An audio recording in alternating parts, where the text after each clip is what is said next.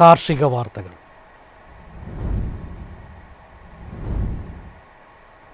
തേയില ലേല വ്യാപാരത്തിൽ വീണ്ടും മാറ്റം. രാജ്യത്തെ ഏറ്റവും വലിയ തേയില ലേല കേന്ദ്രമായ കൊൽക്കത്തയിൽ വെബ് അധിഷ്ഠിത ലേല സംവിധാനം നടപ്പാക്കുന്നത് വീണ്ടും മാറ്റിവെച്ച് ടീ ബോർഡ്.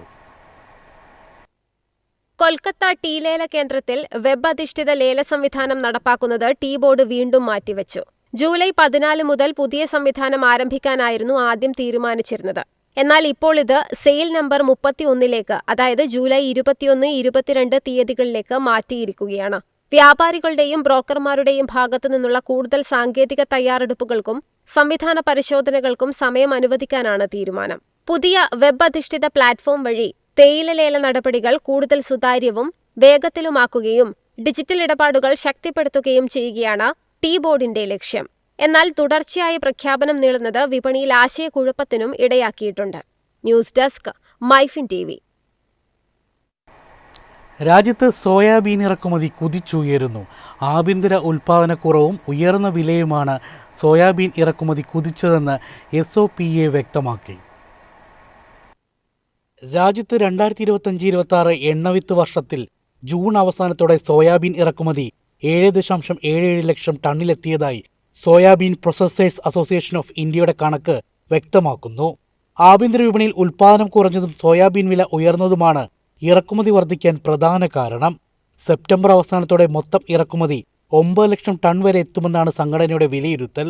മറുവശത്ത് ഉയർന്ന ആഭ്യന്തര വിലയെ തുടർന്ന് സോയാബീൻ മീൽ കയറ്റുമതി 10 ലക്ഷം ടണ്ണായി താഴുമെന്ന് SOPA കണക്കാക്കുന്നു. രാജ്യത്തെ എണ്ണ വ്യവസായത്തിനും കോഴിത്തീറ്റ മേഖലയ്ക്കും ആവശ്യമായ അസംസ്കൃത വസ്തുക്കളുടെ ലഭ്യത ഉറപ്പാക്കാനാണ് ഇറക്കുമതി വർദ്ധിപ്പിക്കുന്നതെന്നും സംഘടന അറിയിച്ചു. News desk, MyFin TV. ഗുജറാത്തിലെ ഉഞ്ച ജീരകത്തിനും പെരുംജീരകത്തിനും GI ടാഗ് ലഭിച്ചു. കർഷകർക്കും സുഗന്ധവ്യഞ്ജന കയറ്റുമതി മേഖലയ്ക്കും വലിയ നേട്ടമായാണ് ഈ അംഗീകാരം വിലയിരുത്തുന്നത്. ഗുജറാത്തിലെ വടക്കൻ മേഖലയിലെ ഉഞ്ച പ്രദേശത്ത് ഉൽപ്പാദിപ്പിക്കുന്ന ജീരകത്തിനും പെരുംജീരകത്തിനുമാണ് കേന്ദ്ര സർക്കാരിന്റെ GI രജിസ്ട്രിയിൽ നിന്ന് ഭൂമിശാസ്ത്രപരമായ സൂചികയായ GI ടാഗ് ലഭിച്ചത്. ഉൽപ്പന്നങ്ങളുടെ പ്രത്യേക ഗുണനിലവാരത്തിനും ഭൂമിശാസ്ത്രപരമായ പ്രത്യേകതയ്ക്കുമുള്ള അംഗീകാരമാണ് GI ടാഗ്. ഇതോടെ ആഭ്യന്തര അന്തർദേശീയ വിപണികളിൽ ഉൽപ്പന്നങ്ങളുടെ വിശ്വാസ്യതയും ബ്രാൻഡ് മൂല്യവും കൂടുതൽ ശക്തമാകും.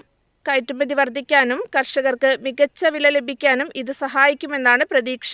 ഏഷ്യയിലെ ഏറ്റവും വലിയ സുഗന്ധവ്യഞ്ജന വിപണികളിലൊന്നായ ഉഞ്ച ജീരകം, പെരുംജീരകം, ഉലുവ തുടങ്ങിയ വിളകളുടെ പ്രധാന വ്യാപാര കേന്ദ്രമാണ്.